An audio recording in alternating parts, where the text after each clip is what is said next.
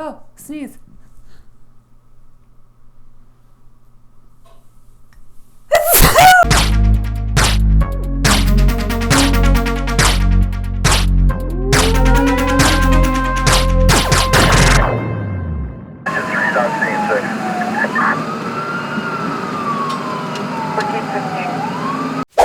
Hey everyone, my name is Joe and I'm the Kosher Ninja.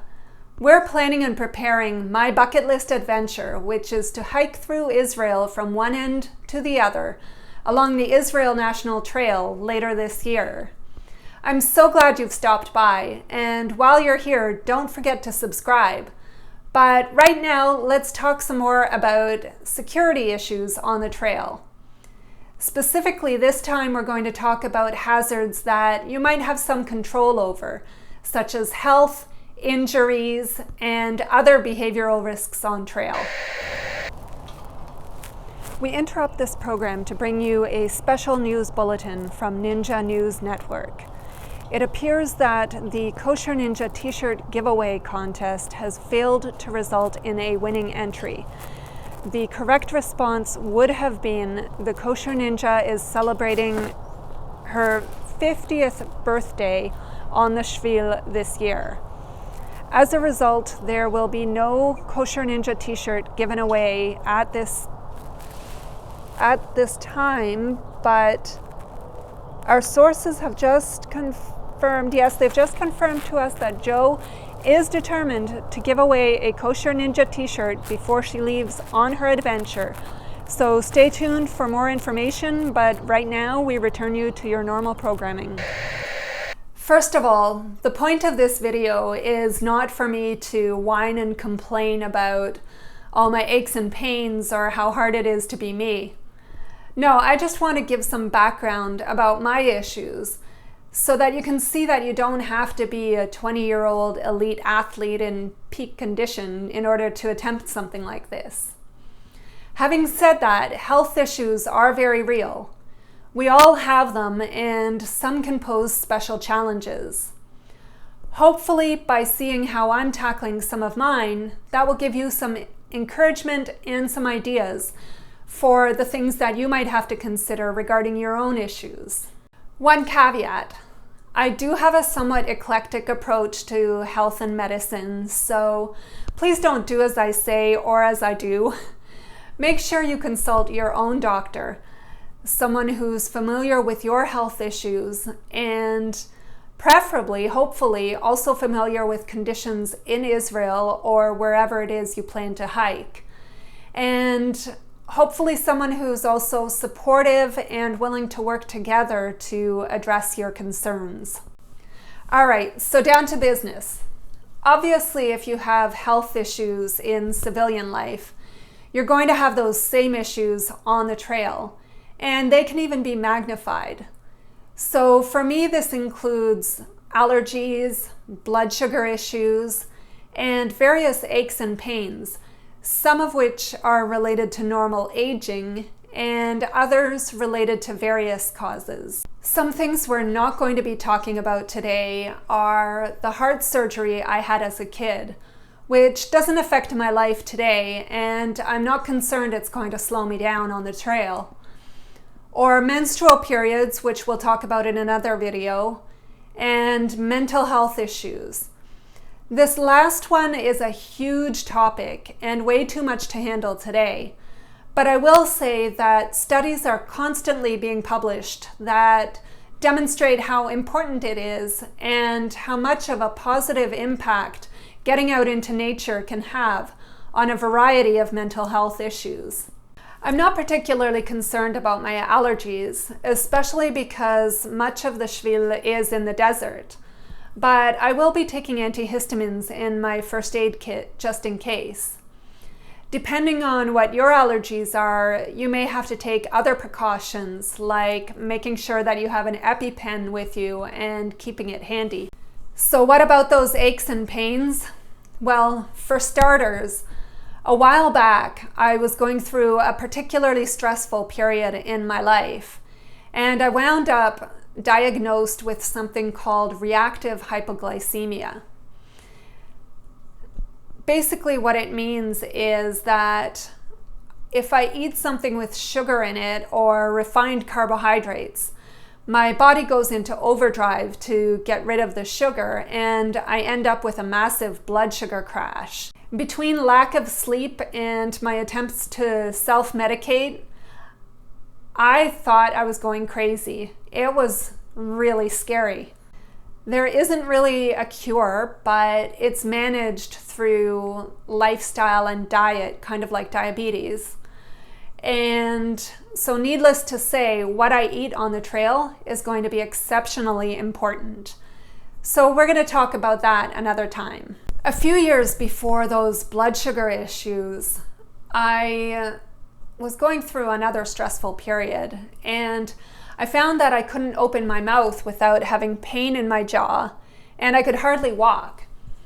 I actually had a desk job, but I would get off the bus at the end of the day and literally despair that I would ever be able to walk the 100 or so meters from the bus stop to my front door because of the pain in my feet.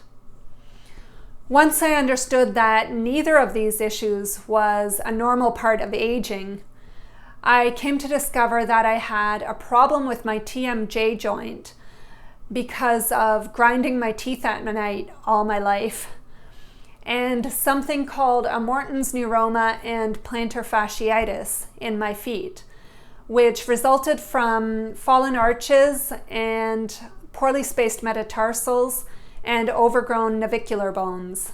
Since then, I've had mild back pain for years, but a couple of years ago, I ended up in excruciating pain. I would wake up in the middle of the night feeling like if I so much as moved a muscle, my spine would literally snap in two. Well, I wound up in physiotherapy for my SI joint for a year. And after all this, my TMJ joint, my Morton's neuroma, my SI joint, and everything else, now I want to do the Shvil? Am I crazy? The jaw issues shouldn't affect my ability to complete the hike. They may affect my comfort level, but I manage them with a dental appliance. The foot and back issues, on the other hand, could put an abrupt end to this adventure if I'm not careful.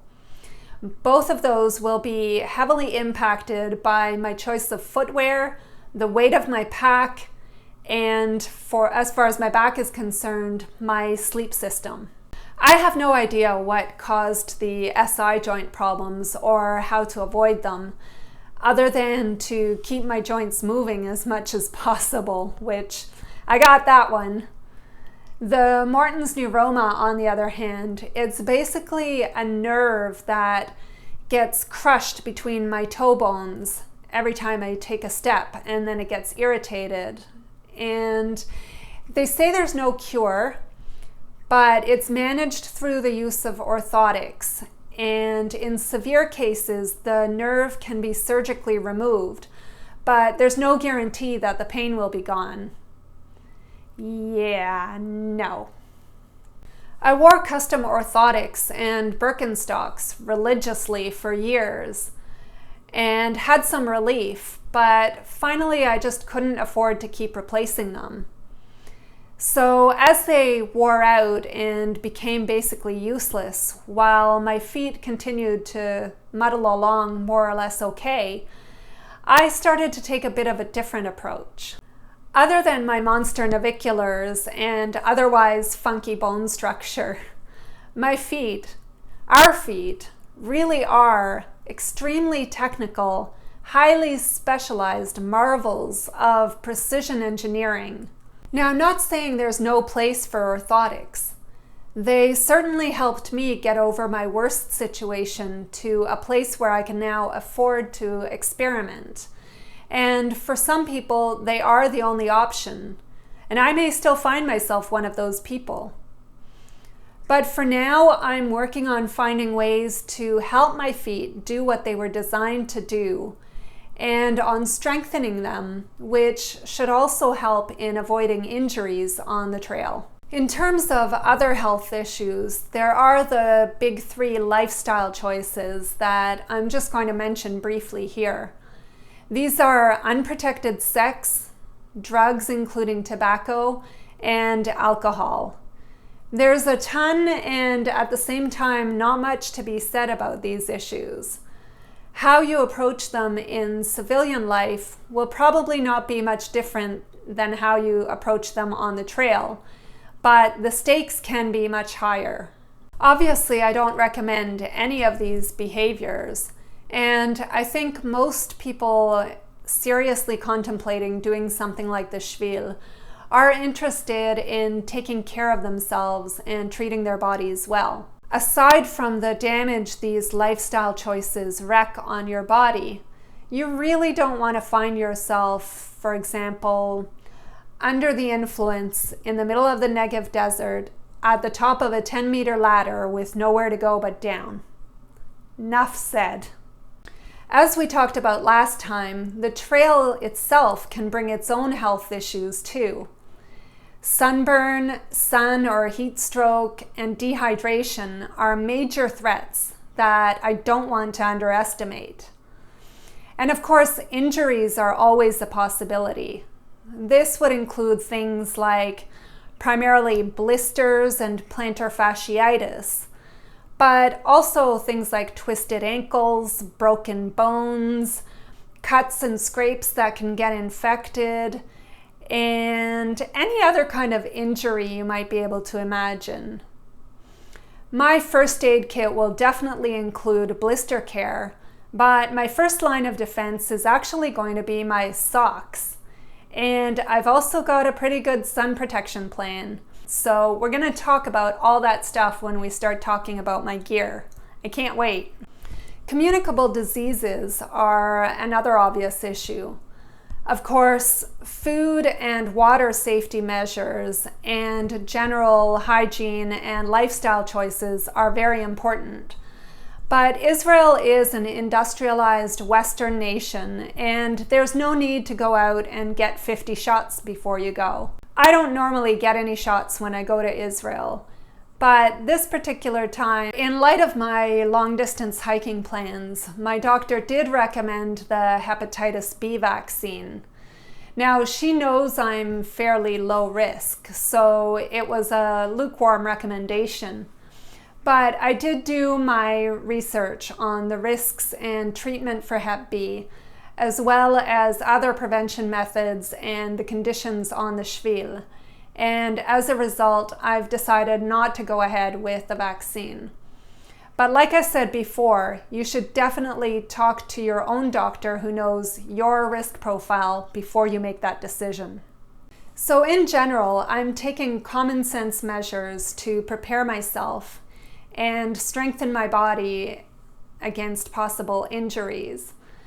And I'm going to give myself enough time to get over jet lag before I hit the trail and make sure that I have a good travel medical insurance.